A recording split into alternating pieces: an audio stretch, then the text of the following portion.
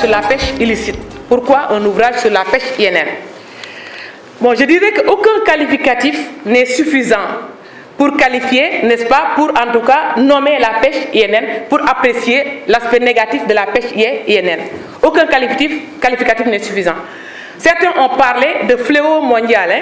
D'autres ont parlé de catastrophe, on a même parlé de calamité, pour vous montrer donc l'effet dévastateur, l'effet négatif que cette pêche, n'est-ce pas, introduit dans la protection de nos ressources halieutiques. Et c'est une pêche qui n'épargne aucune région du monde. Donc toutes les régions du monde sont concernées par cette pêche.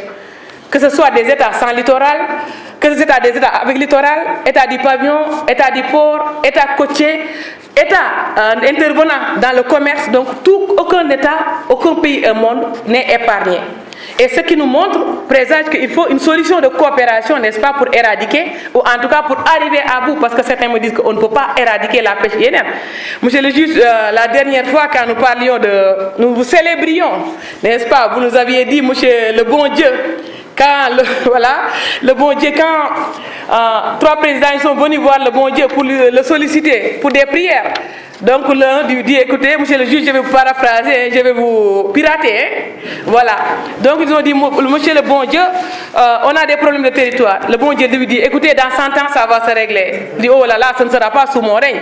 Un autre qui vient dire, écoutez, j'ai des problèmes de conflit interne, ceci, le bon Dieu lui dit, dans 100 ans. Il dit, alors. Mais le dernier, il vient, il dit, monsieur le bon Dieu, moi j'ai des problèmes, parce que tout simplement, j'ai des problèmes de délimitation, des problèmes de gestion de mes ressources halieutiques. Le bon Dieu lui dit, je suis désolé, mais ce ne sera pas sous mon règne.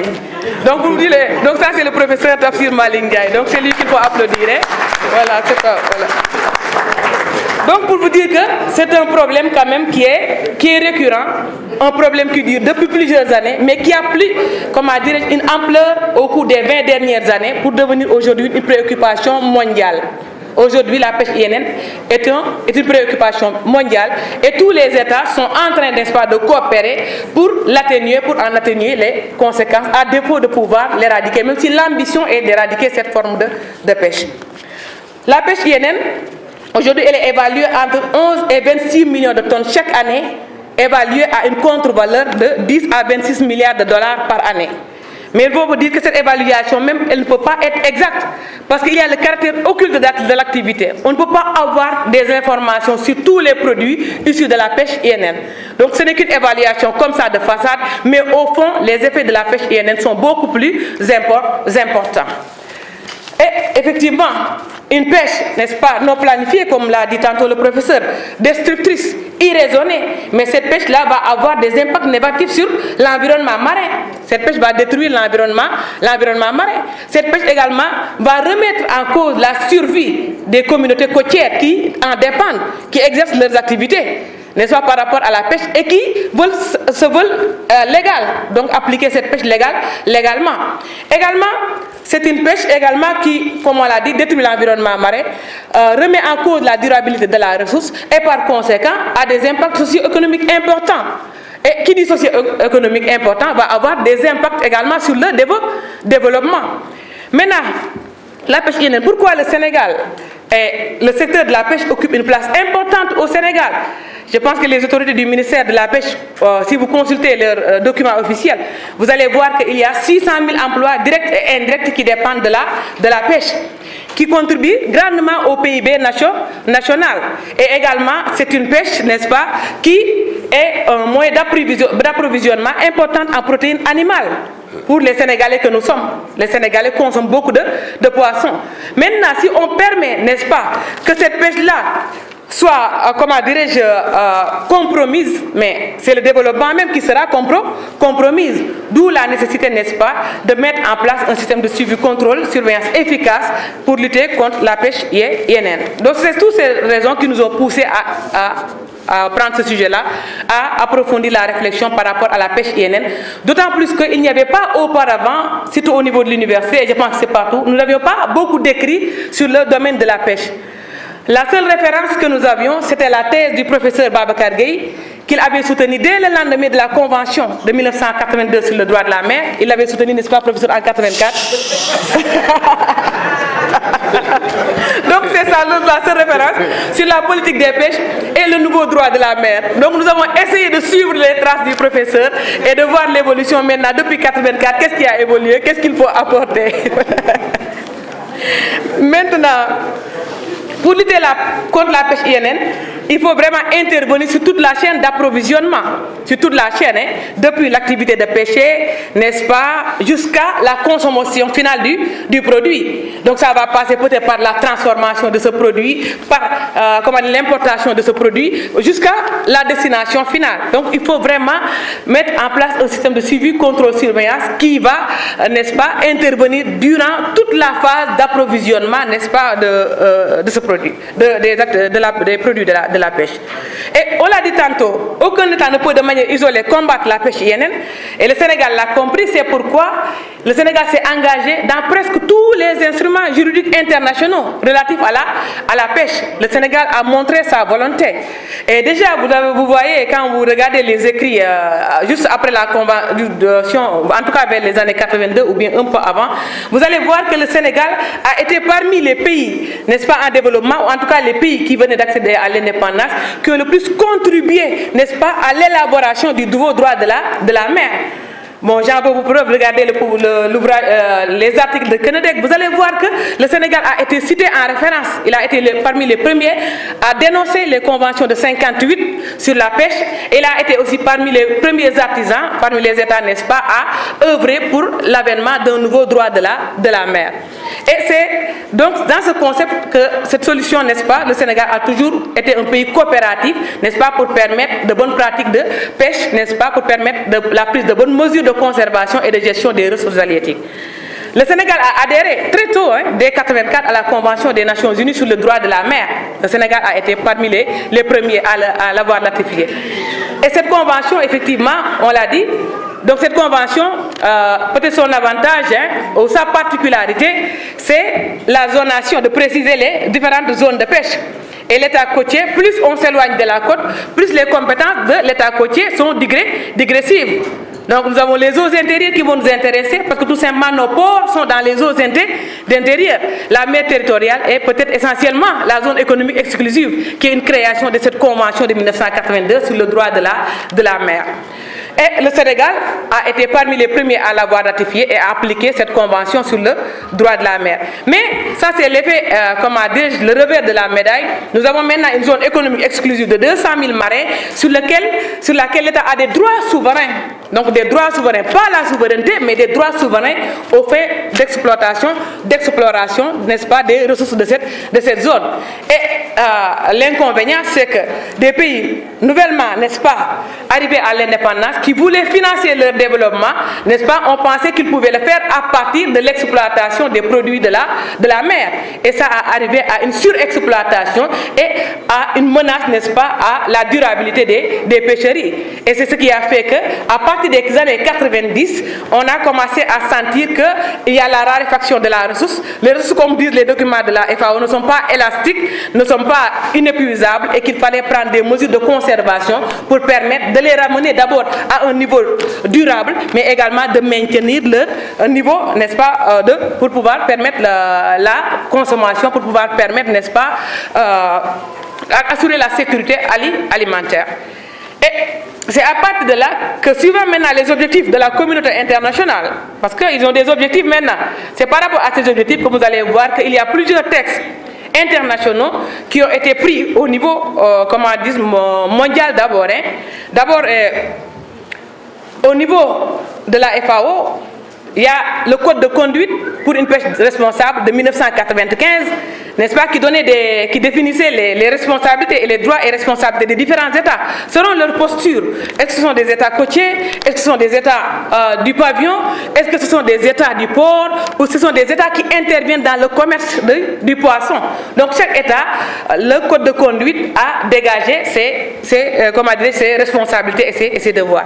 Il y a également l'accord de conformité, l'accord de 1993, n'est-ce pas, qui donne une responsabilité particulière à l'État du pavillon pour assurer le respect des mesures de conservation et de gestion à haute mer. Parce qu'en matière de pêche, la responsabilité première sur le navire, c'est la responsabilité de l'État du pavillon. Et tant que l'État du pavillon joue pleinement son rôle, mais les autres États n'auront pas à intervenir. Si l'État du pavillon peut garantir que ces navires vont appliquer une pêche responsable où qu'ils se trouvent, mais c'est bien, c'est ce qu'on souhaite, même si l'État du pavillon ne joue pas toujours son rôle. Mais cet accord-là a donné cette responsabilité-là à l'État du pavillon, l'accord de 93, dit accord de conformité. Donc après cet accord de conformité, il y a l'accord également des Nations Unies sur les stocks chevauchants et les stocks de poissons grands migrateurs qui ne va pas s'intéresser à une zone de pêche particulière, mais va s'intéresser à des espèces qui évoluent dans différentes zones de pêche. Donc les espèces chevauchants qui chevauchent entre la zone économique exclusive de l'État côtier et la haute mer, ou bien les grands migrateurs qui donc voyagent, on pourrait dire, sur des kilomètres d'une zone à l'autre de la haute mer, n'est-ce pas, dans les zones économiques, comme les tonidés, les thons, et qui sont gérés par des organisations régionales de gestion des pêches. Et effectivement, cet accord donne beaucoup de pouvoir aux ORGP, et le Sénégal également a adhéré à cet accord. Le Sénégal également a appliqué le plan d'action international de la FAO sur la pêche INN de 2001. Donc on a commencé à spécialiser, à parler de pêche INN, n'est-ce pas, à partir de 2001, avec le plan d'action de la FAO sur la pêche excusez-moi, avec le plan d'action de la FAO sur la pêche INN. À cela également, on a compris qu'effectivement, l'idéal, pour l'État côtier, il n'y a pas de problème. Parce que ce sont ses côtes. Il a intérêt à les surveiller. Il a intérêt à surveiller ses ressources. Mais il fallait également faire intervenir l'État du pavillon. Et l'État du pavillon, peut-être quand on intervient en tant que pavillon, ça veut dire que le navire a pêché, le navire auquel on a donné notre pavillon a pêché hors de nos eaux. Donc il a pêché soit en haute mer ou bien il a pêché sur la zone économique exclusive d'un autre État. Et en tant qu'État du pavillon, quel est son intérêt? Bien sûr, c'est pour, comment dire, paraître respectueux de la réglementation aux yeux de la communauté internationale. Mais il n'est pas menacé directement en tout cas, parce que c'est en haute mer ou bien dans les autres États, n'est-ce pas, que le navire va pêcher. Donc, et on a vu que les États du pavillon étaient jusque-là peu enclins à jouer pleinement leurs responsabilités. C'est pourquoi quand même la communauté internationale a pensé à faire intervenir l'État du port. Et l'État du port, l'avantage est que c'est un système de surveillance qui n'est pas coûteux. Parce que, en tout cas, qui est moins coûteux. Parce que tout simplement, l'État du port, il est chez lui, il attend que le navire arrive et qu'il décide d'utiliser ses ports. Il l'attend là-bas. Il n'a pas besoin de prendre des navires, d'aller en mer pour chercher, pour suivre les navires. Il les attend sagement dans son port. Donc c'est un système quand même qui est moins coûteux que les autres systèmes de surveillance. Et c'est avec le dispositif type de la FAO de 2004 que pour la première fois quand même on a dégagé, n'est-ce pas, le rôle et les responsabilités de l'État du port qui devait intervenir dans la lutte contre la pêche INN. Mais la limite à ce dispositif, c'est son caractère recommandatoire. Il n'y a pas une obligation. C'est pourquoi la communauté internationale a compris qu'il fallait quand même un accord contraignant. Parce que tout simplement, l'État du port également n'a pas d'intérêt. Vous êtes État du port, ça veut dire que vous n'appliquez pas votre rôle d'État du pavillon, vous n'appliquez pas votre rôle d'État côtier, mais vous êtes État du port. Donc on a pêché ailleurs et on veut utiliser vos ports. Est-ce que vous allez mettre en place un système de surveillance pour suivre ces navires-là, etc. Ils n'ont pas d'intérêt. C'est pourquoi ils ont dit qu'il faut, comment dirais-je, un accord contraignant. Et la consultation technique a été ouverte et effectivement cet accord a abouti à la convention, à l'accord de 2009 sur les mesures du ressort de l'État du port. Et je pense que les membres en tout cas le ministère de la Pêche a activement à l'époque participé à la consultation technique, donc à ce travail-là. Et c'est pourquoi nous souhaitions, peut-être que nous allons le dire tout à l'heure dans les recommandations, que cet accord-là soit ratifié par le Sénégal. Mais de toute façon, ça nous allons y revenir au niveau des recommandations. Ça, c'est au niveau général, au niveau mondial. Maintenant, il y a des accords sectoriels. Dans le cadre de la Commission sous-régionale des pêches, l'accord sur les conditions minimales d'accès qui a été modifié en 2012. Également l'accord de 93 sur le droit de poursuite, également qui engage le Sénégal. Le Sénégal a également des accords bilatéraux au niveau avec certains pays de la sous-région relatifs aux modalités pratiques, n'est-ce pas, de surveillance. Mais ces accords dont je vous ai parlé ont été des accords qui ont été négociés. Mais il y a d'autres textes, n'est-ce pas, qui engagent le Sénégal. Et peut-être dans le contenu duquel le Sénégal n'avait pas son mot à dire. Nous allons parler peut-être du règlement européen de 2008 visant à éradiquer, à prévenir et à lutter contre la pêche INN et qui a imposé la certification des captures. Désormais, pour pouvoir importer les produits halieutiques, nos produits halieutiques en Europe, il faut que nous puissions assurer que ces produits ont été pêchés de manière licite, ont été pêchés de manière légale. Et pour cela, il y a l'État du pavillon donc, qui doit attester, qui doit certifier. Et au niveau du Sénégal, j'ai la DPSP donc, qui joue ce rôle, n'est-ce pas, d'attestation, donc de certifier les captures, leur légalité. Le Sénégal ne s'est pas seulement contenté d'adhérer à ces instruments. Le Sénégal a également, est membre des organisations régionales de pêche.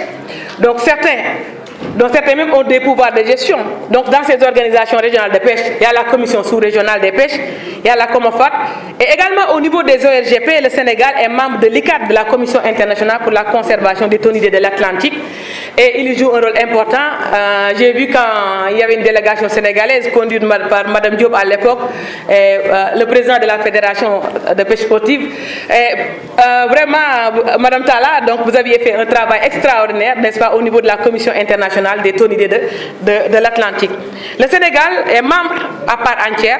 Également, le Sénégal intervient avec un statut d'État coopérant non membre au niveau de la Commission des pêches pour le Pacifique Ouest et Central et au niveau de la Commission des thons de l'océan Indien. Ça vous montre que le Sénégal vraiment a la volonté, n'est-ce pas, de lutter contre la pêche INN, et il l'a montré avec ses engagements dans les instruments juridiques internationaux. Mais est-ce qu'il faut s'arrêter là? Parce qu'on l'a dit, la force d'un engagement, n'est-ce pas, ne peut s'apprécier que par rapport à son niveau de matérialisation. Excusez-moi, nous avons remarqué qu'au niveau national, il y a beaucoup de choses qui ont été faites. Mais comme on l'a dit, la pêche INN a un caractère pernicieux. Et chaque fois que vous trouvez une solution, ils vont encore trouver une faille pour l'appliquer. D'où la nécessité de s'adapter de manière perpétuelle, de manière permanente. Et le Sénégal est en train d'œuvrer dans cette direction. D'abord, par le cadre juridique national, n'est-ce pas, qui est mis en place. Et avec le code de la pêche maritime, ce code a été révisé dernièrement en 2015. Et il y a également d'autres textes qui peuvent venir en appoint. Il y a le code de la marine marchande, il y a la loi relative à la police des ports, il y a le code également des douanes. Parce qu'il faut que chaque code, dans son domaine d'intervention, devrait avoir, en tout cas, dans son domaine d'intervention, devrait pouvoir intervenir dans la lutte contre la pêche illicite non déclarée et non réglementée. Concernant le code, peut-être de 2015, relatif, n'est-ce pas, sur le code de la pêche de 2015, il y a beaucoup de dispositions qui ont été prises par rapport aux mesures du ressort de l'État du port, par rapport à l'extension de la compétence de l'État du pavillon, n'est-ce pas? Je ne dirais même pas d'extension, hein, parce que c'est ça en réalité. Parce que quand c'est dans la zone économique exclusive, nous n'exerçons pas notre rôle en tant qu'État du pavillon. Et en 1998, on avait dit que le code s'applique dans les eaux sous juridiction nationale. Donc nous ne jouions pas du tout notre rôle d'État du pavillon. Mais avec le code de 2015, il y a une avancée parce que tout simplement maintenant, on a la possibilité d'intervenir sur nos navires, les navires qui battent notre pavillon, car ils sont en haute mer. En haute mer. Peut-être ce qu'on aurait recommandé, c'est qu'on approfondisse encore, qu'on nous permette de contrôler les navires battant notre pavillon où qu'ils se trouvent, en haute mer, ou bien qu'on ait des pouvoirs, en tout cas, d'intervenir sur ces navires-là, qu'on ait des pouvoirs légaux de le faire, quand ce navire-là intervient aussi bien en haute mer que dans la zone économique exclusive d'autres États. N'est-ce pas? Je pense que ça, c'est une recommandation que nous aurions faite. Également, concernant les mesures du ressort de l'État du port, donc nous pensons qu'il faut compléter. Il y a des choses, il y a 3 articles, n'est-ce pas, dans la loi de 2015 qui sont consacrés aux mesures du ressort de l'État du port.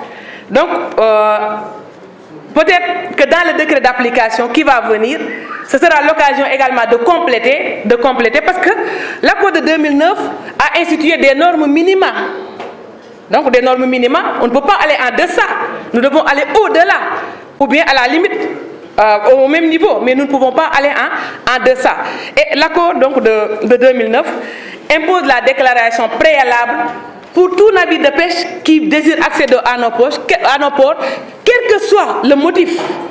Et dans le code de la pêche, nous l'avons limité au débarquement et au transbordement. Donc au débarquement et au transbordement. Mais il faut vraiment que cette déclaration, n'est-ce pas, soit instituée par tout navire qui désire entrer au port, soit pour s'avitailler, soit pour s'approvisionner, pour faire de la réparation navale. Donc tout navire doit faire la déclaration avant d'accéder au port. Et maintenant permettre à l'autorité également d'apprécier est-ce qu'il va autoriser le navire à entrer au port ou bien il va lui refuser l'entrée au port. Et d'où également la pertinence peut-être qu'il y aurait de prévoir également dans notre législation ou en tout cas dans le règlement le refus d'entrée, la possibilité de pouvoir refuser. Parce que quand un navire pratique la pêche INN, quand c'est allégué, vous avez les listes des ORGP qui vous ont dit que ce navire-là a pratiqué la pêche, peut-être vous n'avez pas intérêt même à l'accueillir. Vous pouvez lui refuser l'entrée, sauf en cas de détresse ou de force majeure. Donc il faut prévoir cette possibilité également de refuser l'accès à ces navires-là, n'est-ce pas, quand ils veulent entrer à nos ports. Également, il y a un autre aspect relatif à l'inspection des navires, parce qu'il est prévu actuellement une inspection systématique, avant autorisation de débarquement. Peut-être nous avons une grande ambition, vraiment nous sommes très très ambitieux. Nous voulons systématiquement inspecter tous les navires. Mais nous voyons que par exemple dans le règlement européen, ils sont imposés un seuil, c'est-à-dire 5% au moins, d'inspection annuelle des navires à ne pas dépasser. Et peut-être même au-delà, on peut aller au-delà en se référant par exemple aux exigences de seuil des ORGP. Mais nous au Sénégal, nous avons été ambitieux, nous voulons inspecter tous les navires, 100%. Tous les navires avant qu'ils... Et je dis que pour cela, il faut des moyens d'accompagnement. Il faut des moyens d'accompagnement. Il faut permettre à la DPSP d'avoir un service donc, qui fonctionne 24 heures sur 24. Parce qu'il y a des débarquements qui se font la nuit. Et eux, ils rentrent chez eux à 17 heures. Et les débarquements qui se font la nuit, donc ces débarquements, il n'y a pas d'inspection avant ces débarquements-là. Donc nous avons un texte que nous n'appliquons pas en réalité. Donc il faut vraiment se donner les moyens d'appliquer ces dispositions que nous avons institué, c'est-à-dire qu'on puisse, 24 heures sur 24, chaque fois qu'un navire désire débarquer, que l'équipe d'inspection soit sur place, puisse aller vérifier, et, inspecter le navire et donner l'autorisation éventuellement de débarquer. Également, nous proposons d'encadrer la surveillance participative dans le cadre de la cogestion des pêcheries locales. Maintenant, les communautés locales interviennent dans la surveillance des pêches, ce qui est une bonne chose en soi, parce que tout simplement, nous sommes un pays en développement, nous n'avons pas toujours tous les moyens, n'est-ce pas, pour faire face aux agressions de nos eaux, mais quand même, de plus en plus, les communautés locales sont en train d'intervenir, et je dis qu'à ce titre, la DPSP est en train de faire un travail, n'est-ce pas, pour permettre l'encadrement de ces pêcheurs surveillants. Peut-être qu'il faudra tout simplement parachever ce travail-là, et permettre à ces pêcheurs, ou en tout cas aux surveillants communautés locales de pouvoir intervenir. Peut-être aussi la dérogation spéciale au filet monofilaments, parce que je pense que les études avaient montré que ça a un mauvais effet sur l'environnement, n'est-ce pas? On a dit que ce ne sont pas biodégradables et qu'une fois qu'ils sont perdus en mer, ils continuent toujours à pêcher, donc à créer une pollution marine. Et dans le code de la pêche, effectivement, maintenant, l'interdiction est instituée au niveau du code, mais on a prévu une dérogation spéciale. J'ai taquiné même l'autre jour de dire pourquoi une dérogation spéciale? On m'a dit peut-être c'est à des fins d'expérimentation.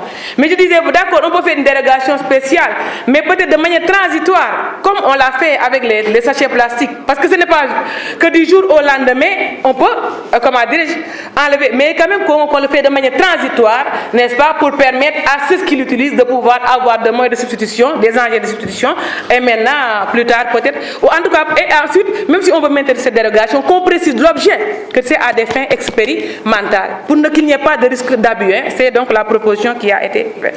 Concernant l'embarquement également des observateurs, jusque-là, les navires sénégalais ont toujours été réticents. Ils n'ont jamais voulu embarquer d'observateurs. Excusez-moi, monsieur le général, c'est l'universitaire qui parle. Donc, ils ont toujours été réticents, n'est-ce pas, pour embarquer des observateurs. Donc, ils ont toujours trouvé un prétexte pour ne pas embarquer les observateurs. Et même nous, dans notre ouvrage, ce qu'on avait proposé, c'est que même que les observateurs, leur embarquement soit même une condition d'octroi de la licence. Vous avez l'obligation d'embarquer. Et nous avons vu malheureusement qu'il y a une atténuation parce que maintenant, pour les navires étrangers, il y a une obligation systématique d'embarquer, alors que pour les navires sénégalais, l'obligation n'est pas systématique. Et donc, nous aurions voulu que vraiment que ces navires sénégalais embarquent, qu'ils soient, comment dirais-je, qu'ils obéissent aux mêmes conditions, aux mêmes critères que les navires étrangers. Et on a vu quand même vous regardez les statistiques, en général, ce sont les navires sénégalais qui commettent le plus d'infractions. Ce sont ces navires-là qui commettent le plus d'infractions. Donc, je pense qu'il faut quand même qu'ils soient surveillés au même titre que les navires étrangers qui viennent pêcher dans nos eaux dans le cadre de la coopération internationale. Et, monsieur le secrétaire général, ce que nous proposons également, je pense qu'ils sont en train de travailler, c'est peut-être la signature du décret d'application du Code de la pêche de 2015 pour permettre à ce code quand même de pouvoir être opérationnel, parce que beaucoup de ces dispositions sont suspendues à la signature de ce décret et à la ratification de l'accord sur les mesures du ressort de l'État du port. Au niveau, il faut également faire intervenir les autres législations. Le code de la marine marchande, je le disais tout à l'heure, peut-être dans son domaine d'intervention, pourra aborder certaines questions sur la pêche INN. Parce que la pêche INN, maintenant, c'est devenu une menace à la sûreté, une question même de sûreté. Parce que de plus en plus même, elle est associée, quand vous allez aussi au niveau des côtes somaliennes, elle est associée à la piraterie. Maintenant, les navires pirates pratiquent la pêche, les pirates plutôt, pas les navires pirates, mais les pirates au sens du droit international, n'est-ce pas, ces pirates-là même pratique la pêche INN. Donc ce qui fait qu'il y a une menace à la sûreté. Et également même dans le cadre même de, d'informations par rapport aux navires, c'est l'ANAM, n'est-ce pas, qui donne les titres de navigabilité, qui donne la sénégalisation et autres. L'ANAM devrait donc en amont pouvoir faire ce contrôle par rapport aux navires, n'est-ce pas, avant, qu'on lui permette de pouvoir pêcher dans nos eaux, ou en tout cas de pouvoir arborer notre pavillon. Donc nous pensons que tous ces codes-là devraient pouvoir intervenir. Maintenant, sur le plan pratique, peut-être il va falloir rendre effective l'application des lois et règlements et également des sanctions. Il faut rationaliser également les opérations de surveillance qui doivent reposer par exemple sur la recherche. Donc il faut une coopération entre les administrations, la recherche, l'ANAM et l'administration des pêches, donc à la tête de laquelle la direction de la protection et de la surveillance des pêches.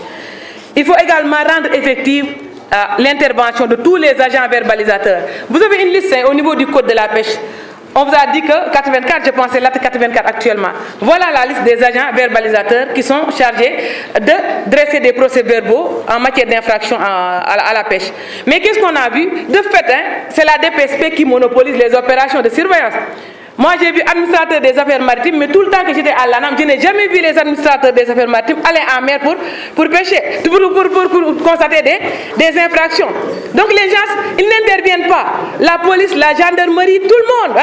Donc de fait, c'est la DPSP qui est accompagnée soit de la marine ou de l'armée de l'air, et essentiellement pour le besoin de la navigation maritime et aérienne. Donc il faut que chacun joue son rôle, et ça nous permettra vraiment d'assainir, n'est-ce pas?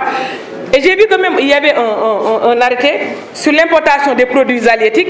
La DITP à l'époque avait dit quelles sont les conditions dans lesquelles on doit transporter les produits halieutiques. Mais chaque fois que vous êtes ici sur la route, vous voyez donc une fourgonnette avec du poisson, sans glace ni rien, et qui passe devant un gendarme qui ne sait pas qu'il doit l'arrêter parce qu'il y a un arrêté qui lui interdit de le faire, n'est-ce pas, Doudou?